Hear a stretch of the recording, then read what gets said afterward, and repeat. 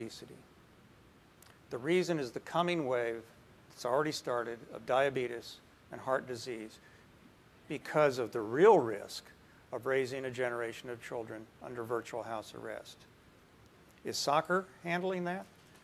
The greatest increase in child obesity in our history occurred during the same 2 decades as the greatest increase in organized sports for children in our history. Now, clearly other things were going on. A lot of hamburgers were eaten during that time. But soccer is not handling it. All of us remember throwing down our books when we got home from school when we were kids and racing outdoors and maybe playing football in the street, or like I did, going into the woods and building that underground fort. That kind of expenditure of energy really does keep kids healthy. That is a real risk.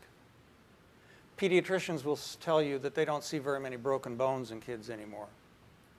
What they do see are repetitive stress injuries, which tend to last far longer than any broken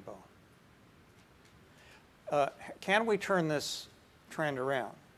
I am more hopeful now than when I was writing the book. I was very careful with the book.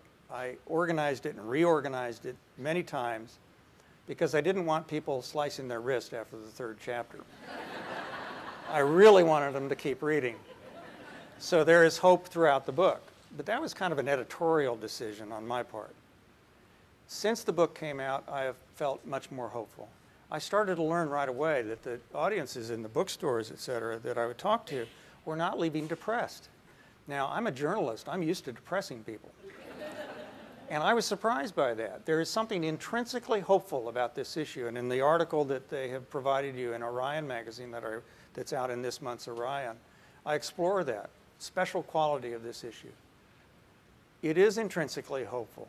We can do something about this. We may feel overwhelmed by many other issues, but we can do something about this one. Secondly, it brings people together. I gave congressional testimony about 3 or 4 weeks ago. There were 6 congressmen. This was the House Appropriations Subcommittee for Interior. And I was asked to do that. And Charles went with me. And she, our associate, she sat behind me, on the chairs, when you give the testimony, you've seen this on TV, and there's this row of chairs, right? And sometimes the lawyer leans forward and whispers into the... I told Cheryl I would have felt a lot more important if she'd done that, and said, "You're going to jail," but she didn't do that. It was very interesting watching the response of these congressmen. There were 2 other people giving testimony, mainly about endangered species, et cetera, and disappearing land. The congressman asked a few perfunctory questions about numbers, about species and land. And then all they wanted to talk about was children and nature. And they all started with stories of their own childhoods. And in those moments, there were no Republicans in the room, and there were no Democrats. There were only people telling stories. And with this sense that how could this go away? How could this end? I mentioned earlier the story about the stakes. When I spoke in Albuquerque last year, I spoke to a group called the Quivira Coalition, which is bringing conservationists, environmentalists, and ranchers together, and they're working together for land trusts, et cetera. It's a very interesting organization. There were about 500 people in the room. Half of them were wearing cowboy hats. Afterwards, in the discussion period, a rancher stood up. He was in his 60s, he had a white handlebar mustache. He was the real deal. His jeans were not acid washed. And he was sunburned. And he said, "You know that story you told about pulling out stakes?" And I said, "Yes." He says, "I did that when I was a boy."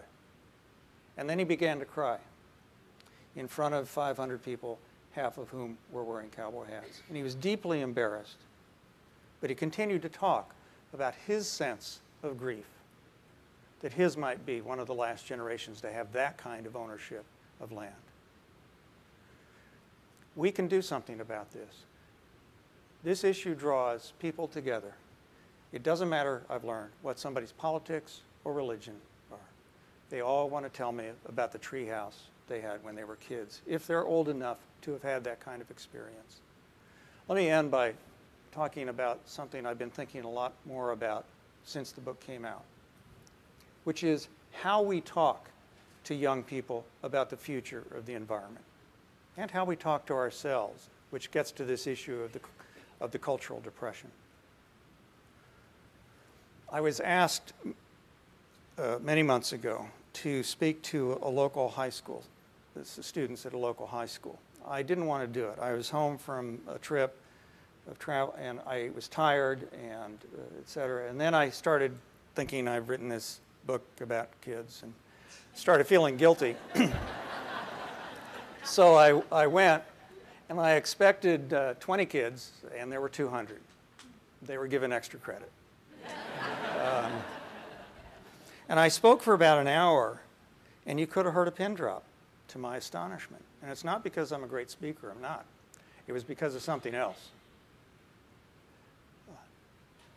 I talked about two things. I talked about the fact that their health, their senses and their health are connected directly to their experience, direct experience of nature, that both can get better if they spend more time in nature. I told them about the emerging research at the University of Illinois that shows that that experience lengthens kids' attention span, and that kids who have the symptoms of attention deficit disorder, those symptoms get much better with some contact with nature. Kids as young as 5 years old. I suggested that perhaps, not all, but some of the huge increase of the kids being prescribed Ritalin, et cetera, might have something to do with the fact that we've taken nature away from them in the first place. I told them about a photograph I'd seen recently in the back of a magazine in a hotel room. One of those magazines you wonder where they come from. And on the back page was this photograph, this wonderful photograph of this kid on a beach. It was a black and white photograph, and the kid's running along the beach facing the camera. Behind the kid, it's about 5 years old, behind the kid is, it's a California beach, and waves are coming in, dark clouds, storm clouds behind, and this kid's like this, just alive. His eyes are wide. And the story next to it told about about this kid, how he was wiggly in class. He was disruptive. The school kicked him out. His parents didn't know what to do, but his parents had been observant parents, and they had seen the calming effect, now supported by hundreds of studies, about 100 studies, about the calming effect of nature on adults and children. But they already knew that just from watching their child. And so for the next 10 years, they took their boy to all kinds of wild areas all over the West. And their kid turned out okay. The photograph was taken in 1906. The little boy was Ansel Adams. Now, what if little Ansel had been given Ritalin? You know, I'm not saying that some kids don't need medication. Clearly they do.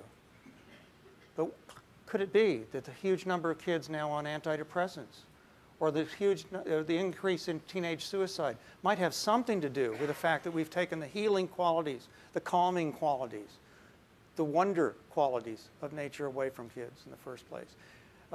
Lots of evidence connecting it to health and cognition. The schools with outdoor classrooms, the kids do better on tests across the board. A new study in California, I won't go into the details, but we're now learning a lot more, fortunately, within the last decade, about how great nature is for healthy child development. And I've not spent enough time talking about this here. But I told those kids in that high school about that. The second thing I talked about was, because of global warming, because of the huge environmental issues that we face, everything in the next 40 years must change. We'll need new kinds of agriculture just to stay up. We'll need, and that's already emerging. We'll need new kinds of energy. Of course, that's already emerging. We'll need new kinds of architecture and urban development, and it's already emerging with green urbanism, et cetera, and biophilic design. Whole new careers will emerge that don't even have a name yet, because everything must change. Now, to a kid sitting in high school, that's pretty good news, actually, when you frame it that way. When the kids left, I turned to the biology teacher who had invited me, and I said, what was that all about? Why were they so attentive? I didn't expect that. And he said, simple, Rich. You said something hopeful about the future of the environment. They never hear that. Every generation, including ours, at that age, has always wanted to build a new civilization. This time, we really need it. This time, you can help them. You can help them by framing these issues in that way, not through the culture of depression, but through the culture of hope. In the end, there is no practical alternative to hope. Thank you.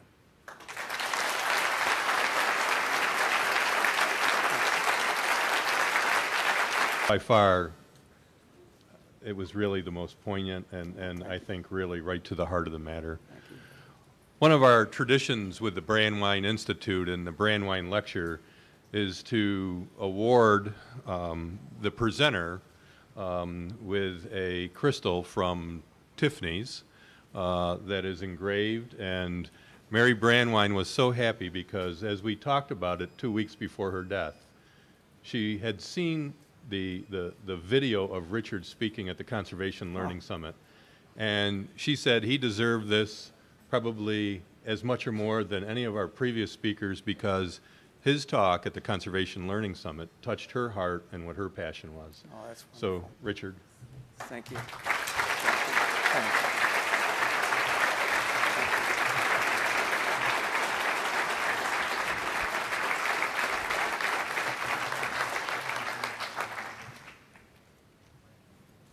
you. Okay. Richard's talk was videotaped, and Jack had just told me that it's going to be put on the www.brandwein.org, so you can see copies of this talk on www.brandwein.org. And for those, Richard is doing a book signing from 12 to 1 down in the NSTA bookstore, so if you'd like to get an autographed copy of Richard's book, you best make your way down there. And for those Brandwein Fellows who are coming to our annual luncheon, it's in the Renaissance Hotel across the street on the 21st floor. So thank you very much again.